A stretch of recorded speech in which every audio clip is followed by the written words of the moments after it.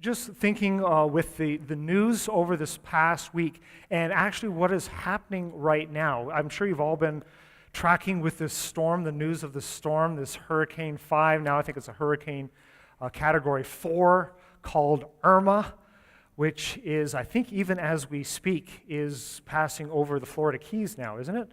Somewhere around there, and slated to move its way up into Florida later today and into tomorrow. And just watching some of the attitudes of some of the people who live in the Florida Keys, they're not going.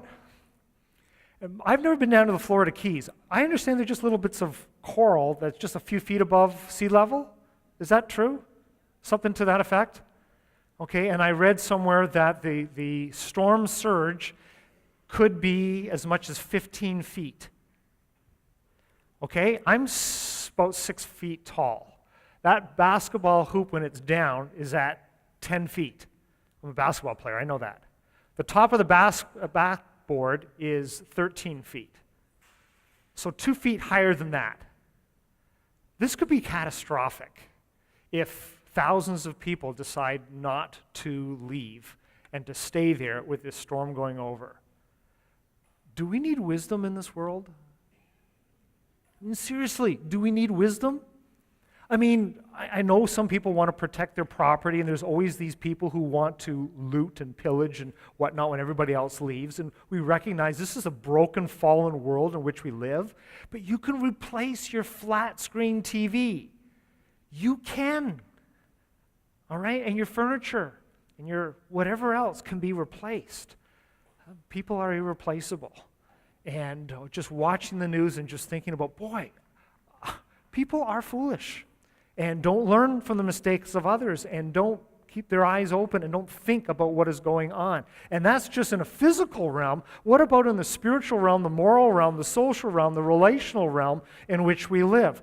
The book of Proverbs could not be more timely. It really couldn't. And we're realizing that there are people in this world who need to open their eyes and observe what's going on, not just what's going on with the weather, but what's going on with what's in our world and how it's going, and just realizing that we desperately, desperately need to hear from God's wisdom. And there's going to be, I think, a whole lot of destruction. Tools. Hurricanes, in a sense, can be a tool of destruction. Tools can be something for destruction and to help take things apart. Yesterday I woke up in the morning and I heard a whole lot of banging, and I looked across the street from where I live, and the neighbors were tearing down their fence. It had been a pretty much an eyesore for a long time, and now a group of about 4 or 5 guys was smashing it all down, crowbars, hammers, and whatnot, and tearing it all down. And I have to confess, I wanted to go join them because I'm really good at destruction. It's one of my spiritual gifts, I think. I don't know where it's in the Bible, but it's somewhere in there. Give me a crowbar. Give me a chainsaw. My new favorite tool is a sawzall. It is a reciprocating saw. How many of you ever used a sawzall? A lot of you handy people. Loves the sawzall? Yeah. I mean, I didn't grow up in a family that had power tools. Okay? So I've had to learn a lot of stuff over the years, and I'm realizing these things are really cool if you're careful. Yeah, instead of having to sit there with your arm doing this, the thing does that for you, only like 100 times faster and a lot more powerful. And great tools for destruction. And as I thought about what we're going to look at today, I thought about tools for fools. I mean, it rhymes, it sounds cool, but what we're going to see in the passage of Scripture that we're looking at is how foolish people operate. And so in a sense, it's kind of backwards. It's not telling us what to do, but what not to do. This whole chapter is kind of basically saying, here's the fool, here's a foolish person, here's how they operate, learn from them. Okay? When high water is coming, go to higher ground. Okay? That's wisdom. That's skillful living. And the same thing is true in many other areas of life. And fools can take good things and misuse them for evil purposes. They can do destruction better than construction. I have to confess I'm better at destruction than construction, although I'm learning little by little as I grow older. God wants us to use His God-given gifts and abilities to us for good, to serve Him, to build others up. And God really doesn't want us to be foolish. He doesn't want us to suffer the consequences of foolish choices. And listen, our lives are not made up by the dreams that we dream, but by the decisions that we make. Your choices will determine your destiny, not your wonderful dreams. It's great to have dreams. Dream big, dream great.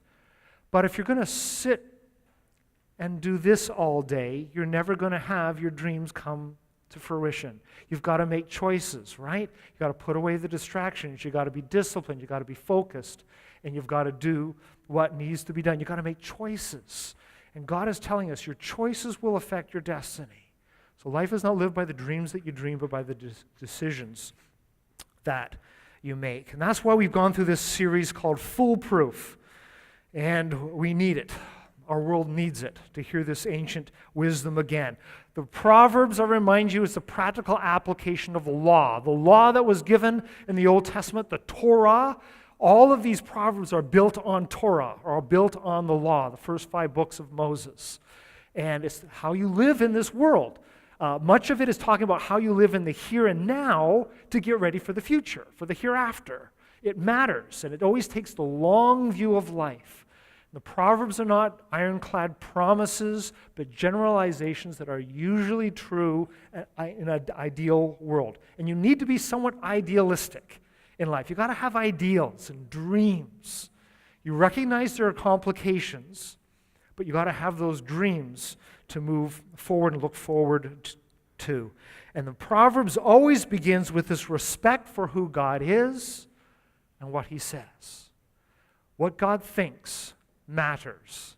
That is the fear of the Lord. I respect who God is, that He is my creator. What He says matters, and I want to follow in His way. I know I will stumble. I know I won't be perfect in that, but that is where my life, that's where wisdom begins, is respecting who God is and living life His way. And God wants us to live skillfully and wisely. When the storm is coming, get out of the way. Get out of the way. What tools then can be misused by fools? If you have your Bibles, and if you need a Bible, we do have some here. Just raise your hand and we'll get you a Bible, or you can open it up on your phone or whatever. Proverbs chapter 26. Proverbs 26. And we're going to see at least 3 tools that can be misused by fools, and then learn something about how we can properly use them. How we can properly use these tools to do something that is good and helpful. So, Proverbs chapter 26, and let's take a look at the first 12 verses together. And you will notice a constant theme running through this. Proverbs 26:1. Like snow in summer or rain in harvest, honor is not fitting for a fool. Like a fluttering sparrow or a darting swallow, an undeserved curse does not come to rest. A whip for the horse, a halter for the donkey, and a rod for the backs of fools. Do not answer a fool according to his folly, or you will be like him yourself. Answer a fool according to his folly, or he will be wise in his own eyes. Like cutting off feet or drinking violence is the sending of a message by the hand of a fool. Like a lame man's legs that hang limp is a proverb in the mouth of a fool. Like tying a stone in a sling is the giving of honor to a fool. Like a thorn bush in a drunkard's hand is a proverb in the mouth of a fool. Like an archer who wounds at random is he who hires a fool or any passerby. As a dog returns to its vomit, so a fool repeats his folly. Do you see a man wise in his own eyes? There is more hope for a fool than for him. Pretty graphic stuff, stomach churning a little bit with some of the analogies that are used through here. But I want us to think about a crowbar. Okay? And this is one of my favorite tools. I have a nice big crowbar, and this summer my wife wanted me to rearrange some walls in our little cabin up north, and this baby came in handy. Just to take out these long Ardox nails. I don't know if you Ardox, some of you handy people know these Ardox nails have a twist to them, so they dig in a little deeper and they're harder to get out. This baby takes them out, no problem. And but the crowbar, it can be used for destructive purposes. And we're going to see here in this section how fools use their foolishness, use a good tool to actually create a lot of havoc. But the lesson we want to learn is this. We need to pry off foolishness with wise choices. Foolishness means making poor choices. So we need to pry that off and use, in a sense, the crowbar of wisdom to pry off that foolishness with wise choices. The background to this chapter, if you go back to chapter 25, the very first verse, Proverbs 25, verse 1, says this: "These are more proverbs of Solomon, copied by the men of Hezekiah, king of Judah." It applies to this section. This is a little different feel for this part of the book of Proverbs. These proverbs are a little bit longer in nature. They tend to use a lot of similes, a lot of comparisons using like or as. And you may have picked that up as I went through those first 12 verses. Like this, so is this. Like that, so this is. Doing these comparisons. And apparently, Hezekiah's men were transcribing from one book to another these Proverbs of Solomon, about 250 years later. So we sometimes lose sight of the timelines here, but our nation is what, 150 years old this year, right? Okay? These Proverbs had lasted 250 years to Hezekiah's time after Solomon, and they had proven their worth. And Hezekiah, who was a good king and a godly king, made sure that they were copied out so that his people would continue to remember this ancient wisdom to him, 250-year-old wisdom. It's still applicable to today, 250 years after Solomon, it was being recorded. And these first 12 verses are basically called the Book of Fools. This is how foolish people operate, okay? And for us, we don't want to be fools, right? So we want to learn from them and not do their mistakes. That's what the wise person does. Let other people make the mistakes and not do them ourselves. Learn from them. So that's what we're going to see here. Here's some of the failings of that. Verse 1 of chapter 6. "Like snow in summer or rain in harvest, honor is not fitting for a fool." Don't give rewards, don't praise, don't give accolades to somebody who is foolish. They're going to just continue on in their foolishness. They're going to continue doing what they're doing. They need to realize that their choices, their actions are damaging themselves and to others. Don't give them honor. It's inappropriate, it's unfitting. Just like snow in summer, and unless you're way up high in the Rockies, you don't want snow in summer, right? We've had a pretty cool summer, like coldish already. My lake is already to the point where I can barely get into it up north in Muskoka. It is so cool.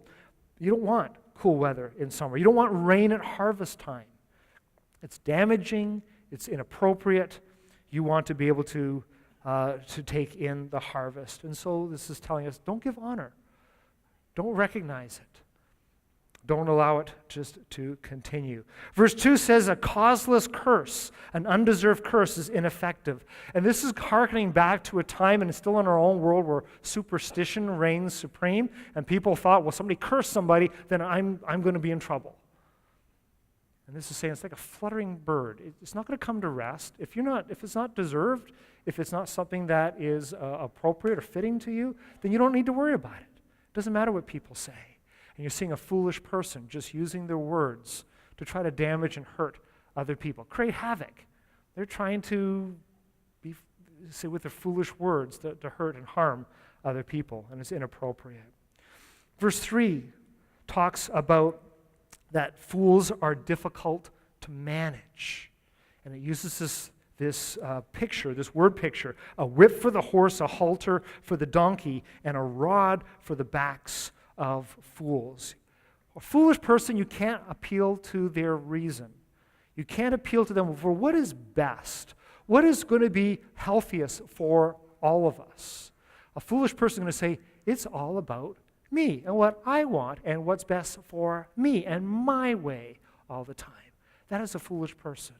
And we need to do sometimes a little bit of a gut check for ourselves and think through, am I a difficult person to manage?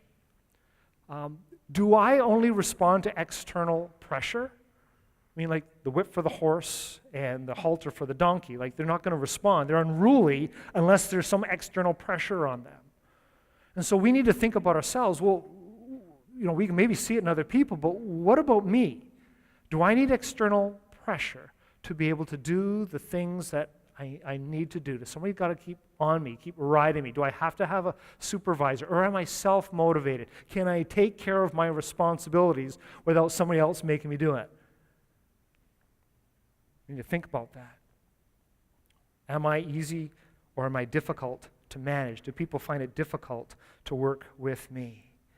Verse 4 and 5, I'm sure you picked up on this. It seems like an apparent contradiction, doesn't it? Don't answer a fool according to his folly, or he'll become wise in his own eyes. Answer a fool according to his folly. So which one is it? Is verse 4, should we not answer a fool, or we'll become like him ourselves, or should we answer a fool so he won't become wise? Which one is it? And it's kind of interesting because a lot of people have pointed to this as, well, that's one of the contradictions in the Bible. And so you see that the Bible makes no sense. Right? You did pick that up, right? Verse 4 and 5, you know what I'm talking about? You see it in there? And it looks like it's saying the opposite, so they both can't be true. The rabbis have an interesting way of dealing with this and how they've tried to understand it. And notice, by the way, the two verses are side by side. So that seems to be done intentionally. They weren't random verses all over the place and you kind of find them. They're right side by side. So there must be a reason why they're side by side. And what the rabbis said is this, and I think there's some wisdom to this. It helps us to understand this. If a fool is being foolish about insignificant matters, just humor them. What can you do? If you try to dissuade them and you try to argue with them, you're just going to look foolish yourself because they're silly. It's foolish. And it's something insignificant, so don't worry about it. But the rabbis said that if it's something of spiritual significance or something of real importance, then there may be a time when you need to answer the fool. And so what these verses are saying is we need to be people of discernment. We need to have wisdom. There are times when we need to just let a fool be foolish. Go ahead. There are other times when we need to say, you know what, this is going to impact other people. It's going to harm you. It's going to be a dangerous situation, whatever. We need to rebuke. We need to stand up. We need to say something because somebody's going to get hurt. You need to leave the islands. You need to leave the Florida Keys because there's a storm coming. You need to leave. You need to actually spell it out for them. And if you don't leave, we're not going to rescue you. Right? That's what they're having to say. Like in the middle of the storm, we're not going to risk other lives to come save you. If you're going to do it, you're on your own. So you need wisdom.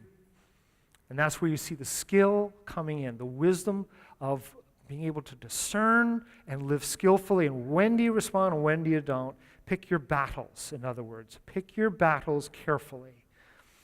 It's a great lesson for us as parents when our kids were especially younger and picking our battles. We can't win everything, but making sure we win the most important things.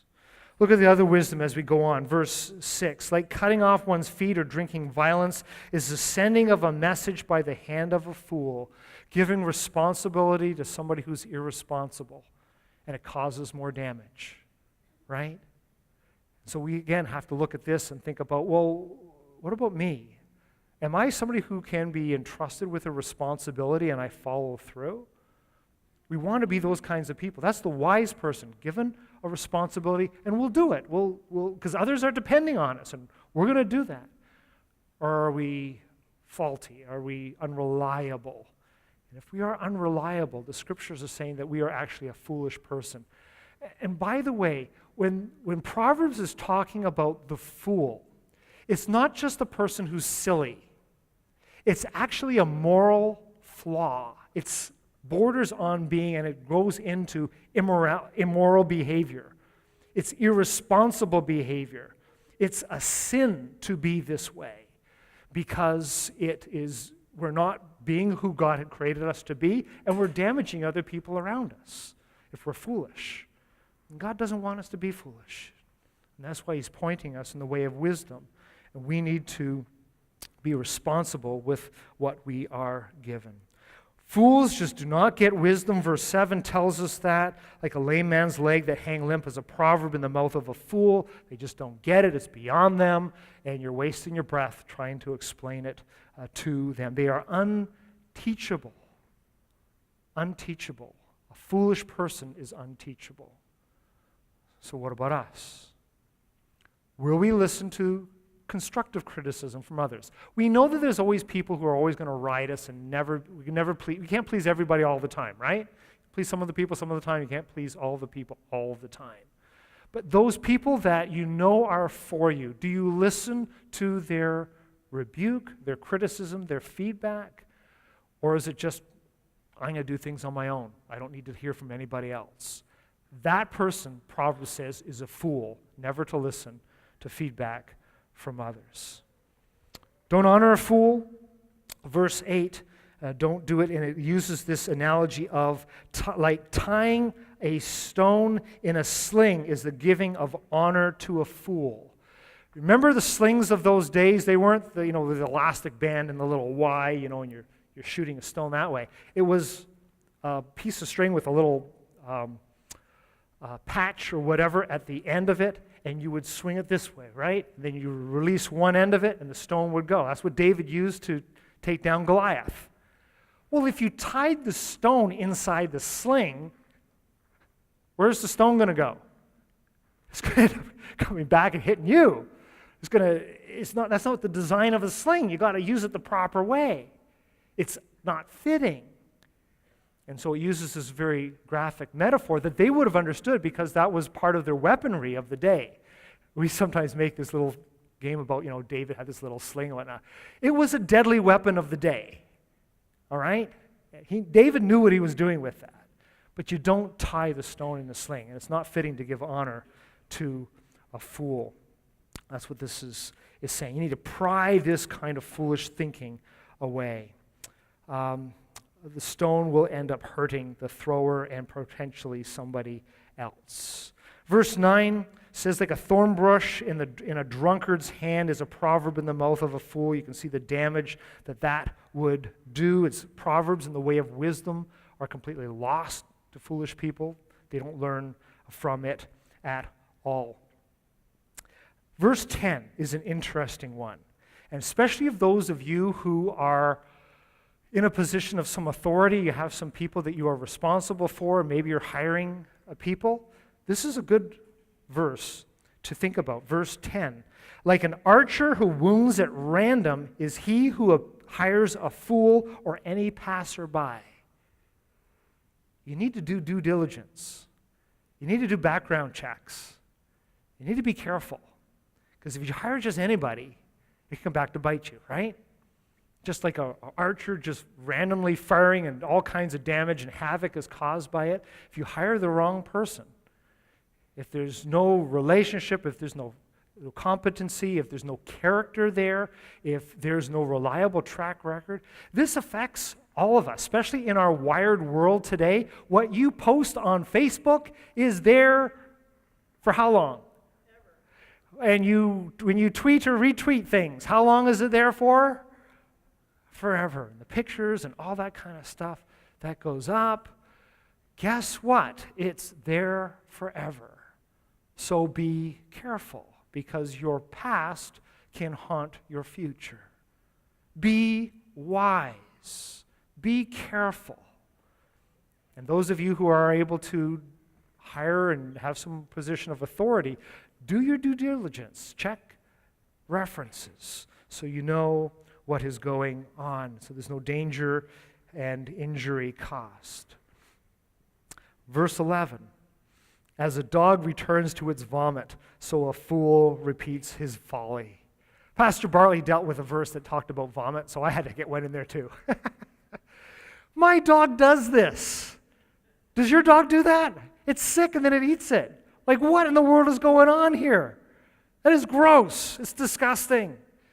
And my dog's really cute, but it has disgusting habits. It never learns from its mistake. You'll never forget it now. Got to learn from your mistakes. And don't keep repeating the same gross stuff. It's foolish. Keep on repeating it. Got to stop doing that. At the end of a fool, verse 12, this little book of fools comes to an end. It says the fool is just going to be conceited. The Proverbs continuously warns of the dangers of pride and arrogance and conceit, and just thinking about yourself and your own self-importance and not thinking about others. And you can see throughout this whole section, the fool is not thinking about others. The foolish person is just thinking about themselves. And we need to be people who are, as Christ has done a work in our lives, we realize that Christ came to serve us. He came as a servant for us. He came for us. He's the lion and the lamb that was slain so that we could be forgiven of our sins. He came to serve us. And that's what he's called us to do in the world. This life is not about me and just serving me and having my own way. And that's where our culture is. Our culture is a conceited, self-important culture, self-absorbed.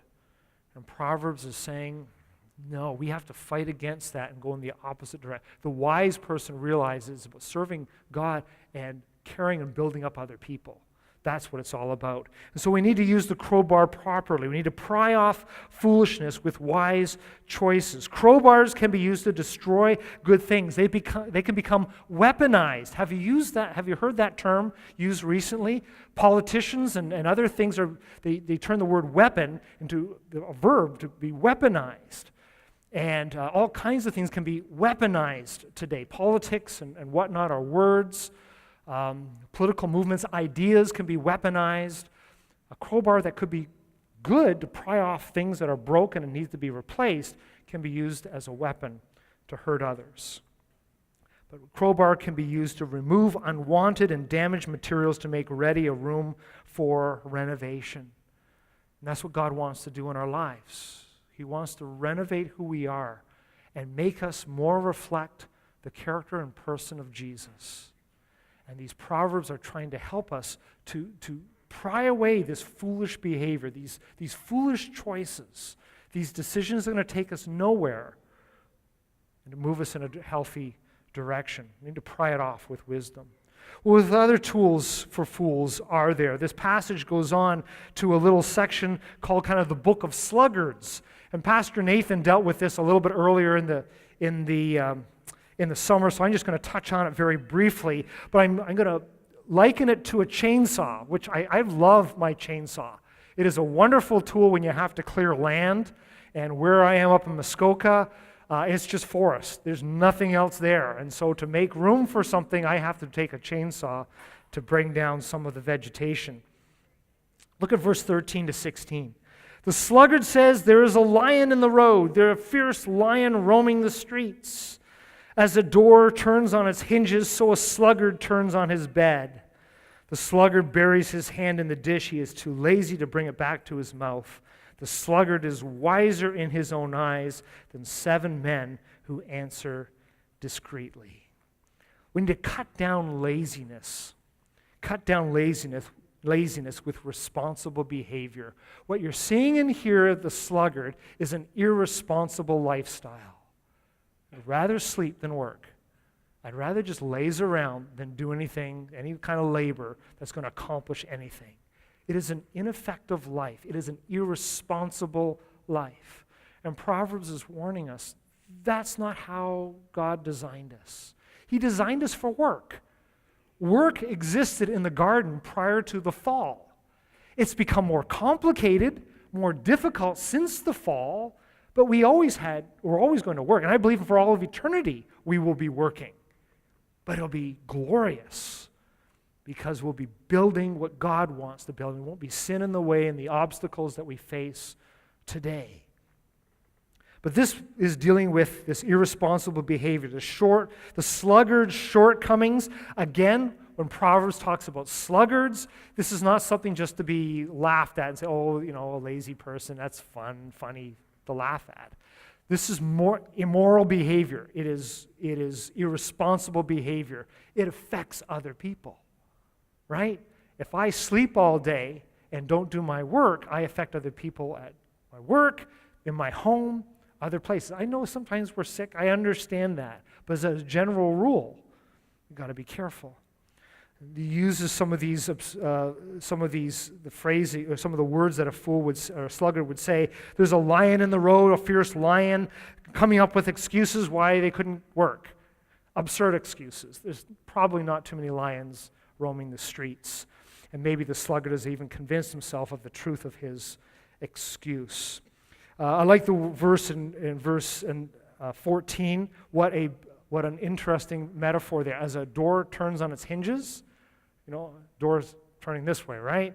And a guy's sleeping in his bed, he just turns over, and then he just turns over. And he's going nowhere. It's just back and forth, trying to get comfortable. But it's not going anywhere. People can say, well, I'm not a morning person. Then go to bed earlier. Seriously, take a cold shower. It wakes you up really, really quickly. I've noticed that. I found that out. There are things that we can do to become more of, what are the responsibilities I need to do? And so often we burn the candle at both ends, and that's what gets us into trouble. Verse 15 says that the sluggard is too lazy to eat. What a sad state of affairs. You can't even bring it because you're just not taking care of your responsibilities, and things get left and pile up all around you. The sluggard thinks he has life all figured out, verse 16 tells us. He thinks he's figured out how to be lazy, but he's going to end up going nowhere in life. And that is a sad, sad place to be. We need to cut down laziness with responsible behavior. We'd all love to sleep in all the time, right? We'd all like to be like this guy. Where is he? Yeah, there we go. We'd all like to do that. And you know what? There's a time every so often when, we're just whipped, we've worked hard, or we're not feeling the greatest, or maybe we've got all of our work done and we don't know what to do with ourselves, so we can crash. There's nothing wrong with that once in a blue moon. But if that's our regular state of affairs, we've got problems because there's so much to do and so many things and so much good that we can be doing in the world. People are counting on us. We have responsibilities. So we can't use these excuses.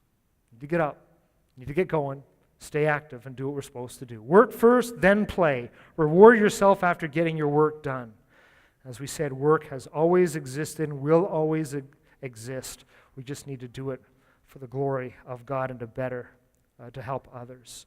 Final tool that we'll talk about. The final tool, I'm going to liken it to a sawzall or a reciprocating saw. And at times we need to cut off the wreckage of wickedness. And this last section of this chapter is going to show foolish people destroying relationships. And so we need to be careful of this because this will apply in our marriages and with our family and with one another in our church family. If we start acting like this, we're going to start wreaking all kinds of havoc in our relationships. In a sense, this is kind of the book of stupidity. It's just stupid behavior that the writer of Proverbs, Solomon, is making us aware of. Let me just read down, starting at verse 17 down to the end of the chapter. Like a madman shooting firebrands or deadly arrows is a man who deceives his neighbor and says, I was only joking. Doesn't that sound like today? Without a wood, a fire goes out. Without gossip, a quarrel dies down. As charcoal to embers and as wood to fire, so is a quarrelsome man for kindling strife. The words of a gossip are like choice morsels. They go down to a man's inmost parts. Like a coating of glaze over earthenware are fervent lips with an evil heart. A malicious man disguises himself with his lips, but in his heart he harbors deceit. Though his speech is charming, do not believe him, for 7 abominations fill his heart. His malice may be concealed by deception, but his wickedness will be exposed in the assembly. If a man digs a pit, he will fall into it. If a man rolls a stone, it will roll back on him. A lying tongue hates those it hurts, and a flattering mouth works ruin. Can you see how these things can damage relationships? If we're acting like this, it's foolish behavior. It's sinful behavior. It starts to wreak havoc amongst important relationships that we're called to be brothers and sisters and care for one another. If we start acting like this, it's going to cause all kinds of difficulty. We need to cut off. We need to kind of, in a sense, use the sawzall to cut off this kind of behavior.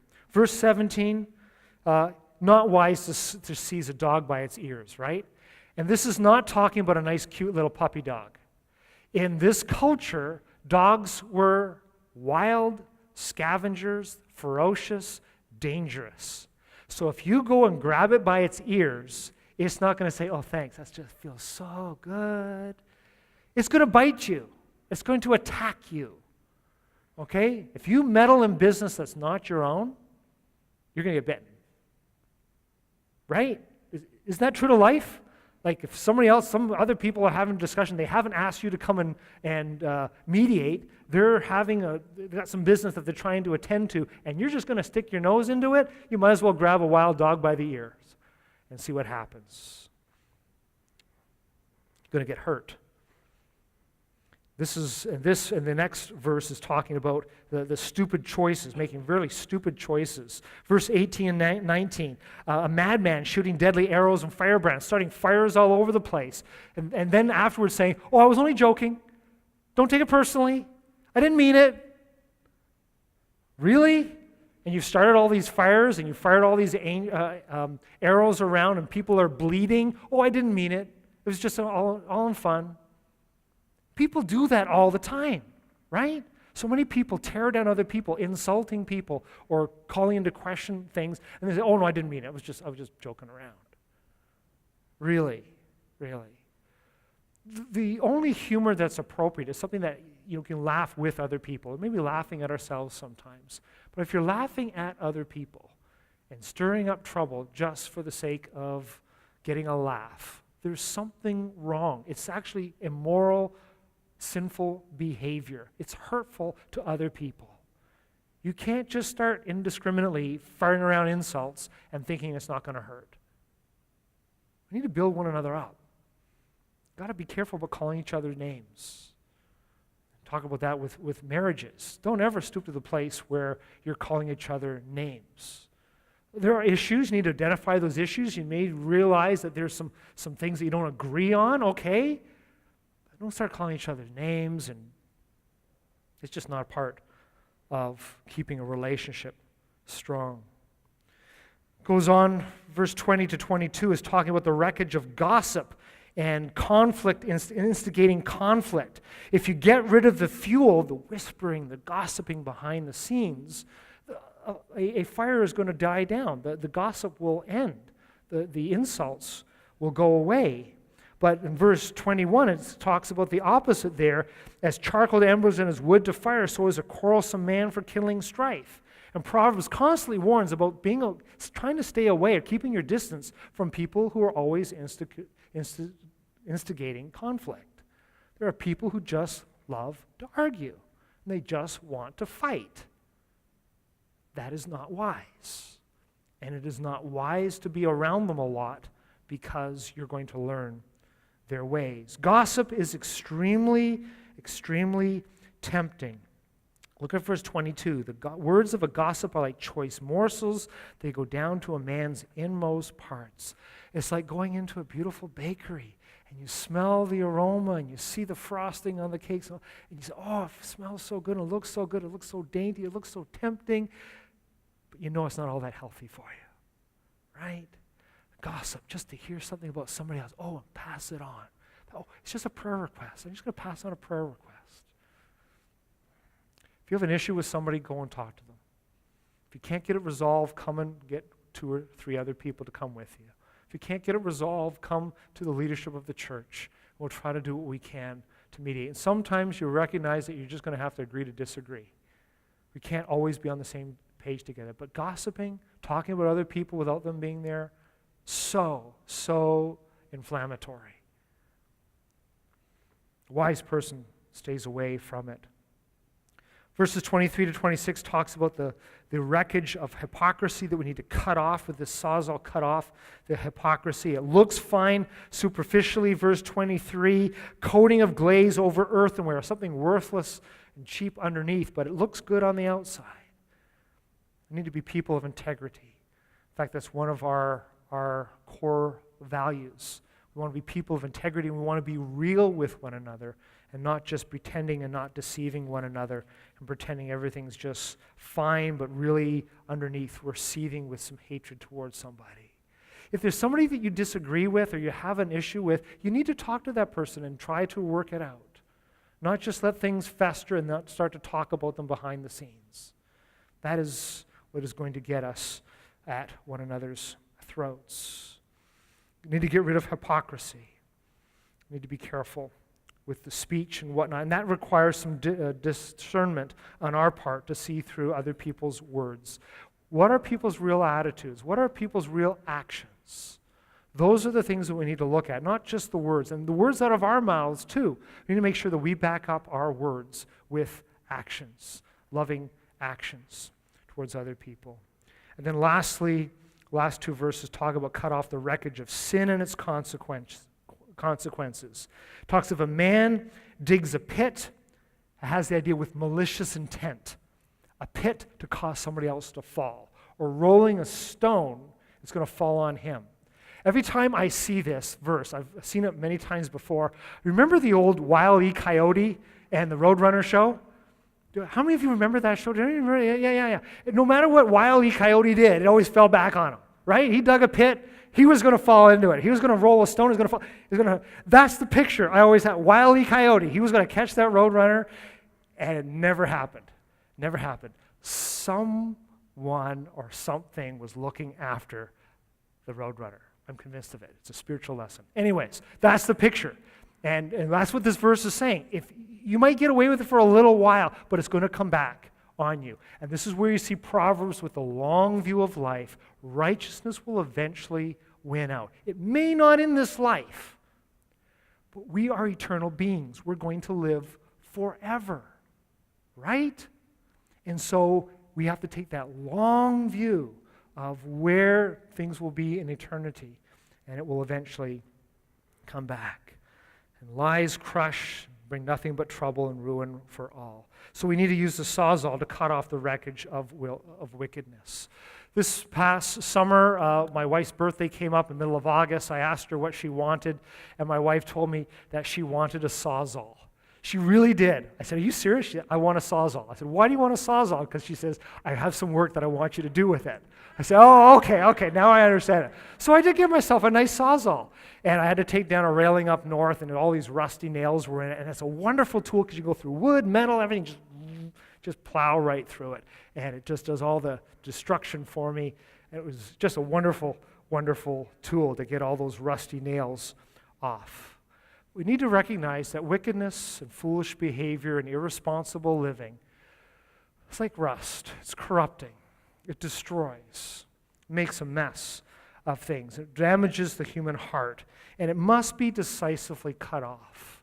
It must be removed with actions and replaced by words and attitudes and actions that reflect the heart of God. And God's heart is located in His Word. That's why He's given us His Word. It reveals His heart. And God really does want us to be wise. He really does want us to live skillfully. He wants us to learn from the mistakes of others. He doesn't want us to repeat the mistakes of others. He wants us to learn. He wants to protect us. Life is difficult enough without making poor choices on top of it. We've said that before. We live in a fallen world and things aren't going to work out perfectly. But we can seriously complicate it by continuing to live foolishly. And God's heart is that he doesn't want us to be living foolishly, so he wants us to cut off this wreckage.